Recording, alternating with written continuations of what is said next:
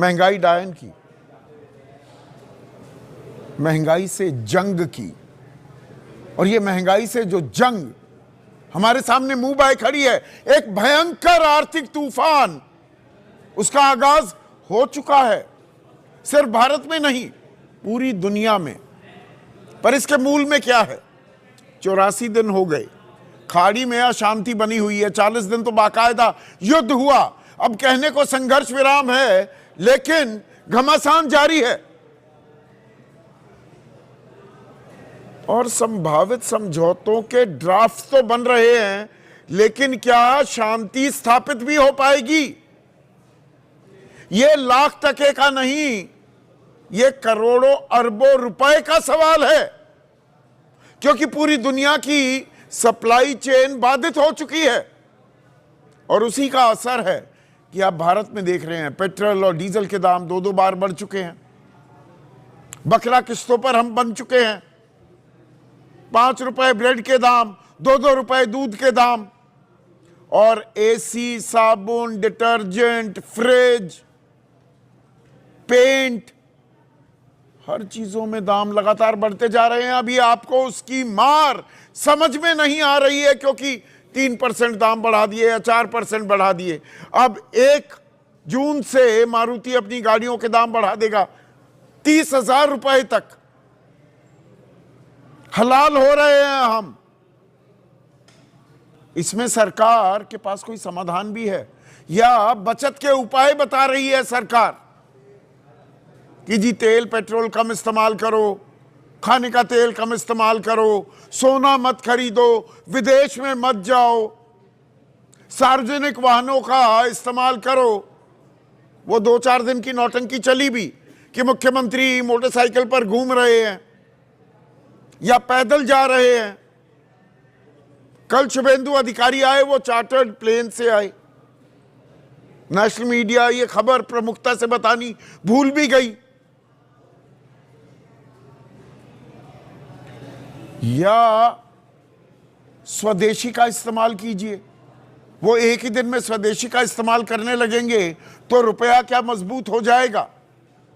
क्या कोई स्थायी समाधान भी निकल रहे हैं या भगवान भरोसे भी हैं हम? क्योंकि अलग अलग अंतर्राष्ट्रीय एजेंसियां तो यहां तक आकलन कर रही हैं कि कच्चे तेल की कीमतें $200 प्रति बैरल भी जा सकती हैं। यह सबसे बड़े वैश्विक संकट में तब्दील हो सकता है, मौजूदा आर्थिक संकट। अभी $105 पर कच्चे तेल की कीमतें हैं, यह $200 पर चला गया तो जो 11 लाख करोड़ का आयात करते हैं हम कच्चा तेल, 28 लाख करोड़ हो जाएगा बिल। सिर्फ एक आंकड़ा आपको बता रहा। महंगाई डायन से भाई हर मुल्क को, हर समाज को अपने हित साधने होते हैं, तो वहां जंग तो चल रही है, लेकिन महंगाई डायन से हमारी जंग भी तो शुरू हो चुकी है। यह क्लियर एंड प्रेजेंट डेंजर है। अब यह सिर्फ तलवार नहीं लटकी हुई है, महंगाई से जंग शुरू हो गई है आपकी और मेरी। बकरा किस्तों पर हम बन गए हैं। मैंने यह शब्द पहले भी इस्तेमाल किया। हम हलाल किए जा रहे हैं। अब पेट्रोल डीजल के दाम 2 बार नहीं बढ़े हैं सिर्फ, या सीएनजी के दाम नहीं बढ़े हैं, या दूध के दाम 2-2 रुपए नहीं बढ़े हैं, या ब्रेड के दाम 5 रुपए नहीं बढ़े हैं। जो शहरों में तस्वीर दिख रही है, एक इंडिया है जगमगाता हुआ। यहां पर नैरेटिव भी बदले जाते हैं, कंट्रोल किया जाता है, बहुत सारी चीजें कि भाई जल्दी से। वो न्यूज़ चैनल वाले भी ना, आदत हो गई है, दिल्ली में कोई चीज़ खबर दिखानी है तो यहाँ पर पूरे 24 घंटे हम दिखा सकते हैं। पैसे कम लगते हैं ना भाई, खर्चा कम होता है, मेहनत कम होती है। महाराष्ट्र में, यूपी में, वहाँ तो कोई सहारा नहीं मिल रहा है। तेल के लिए अफरा तफरी मची हुई है। सिद्धार्थनगर यूपी में वो कैन लेकर रात रात भर बैठे हैं। महाराष्ट्र में तो कहा जा रहा है कि एक जीआर जारी कर दिया गया है, किसानों को पहले दस्तावेज दिखाने पड़ेंगे कि भाई डीजल क्यों चाहिए। बुल्ढाना में, लोनार तालुका में डीजल की भारी कमी है, अफरा तफरी मची हुई है वहां पर। यह देखिए कैसी अफरा तफरी। ये तस्वीरें नेशनल मीडिया नहीं दिखा रहा। बुल्ढाना में खामगांव अकोला रोड पर कैन में तेल ना देने पर मारपीट हो गई। भाई कैन में नहीं देते, ये कानून है, ये मैंने पहले आपको बताया था, पर किसान क्या करे, गरीब क्या करे? ट्रैक्टर में तेल है ही नहीं, वो गांव में उसके घर में या उसके घेर में या उसके खेत में खड़ा है, उसको चलाना है, खेती करनी है, बुआई करनी है, तो वो कैन में लेकर आएगा ना, जाएगा जी भैया कैन में भर दो, मेरा तो ट्रैक्टर वहां खड़ा है, तो वहां मारपीट हो गई।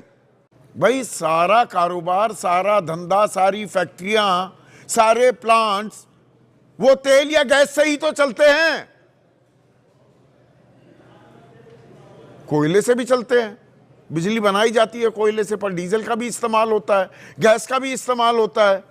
अब इसका एक असर सिर्फ पेट्रोल डीजल खत्म नहीं हो रहा है, उत्तर प्रदेश में गर्मी तो फुल है भाई, झुलस रहे हैं हम, 45-46 डिग्री टेम्परेचर है और बत्ती गुल है, बत्ती गुल। धीरे धीरे महंगाई डायन खायत जात है। इसकी एक वानगी आपको देता हूं।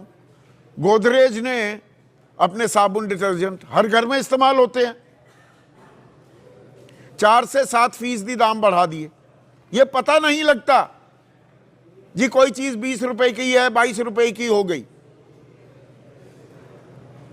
मारिको ने वो बिस्किट्स, आजकल मेलेडी का बड़ा जमाना चल रहा है ना, मेलेडी मीठी गोली खिलाई जा रही है, मारिको बिस्किट खिलाता है, 6 से 7% इजाफा हो गया है दामों में।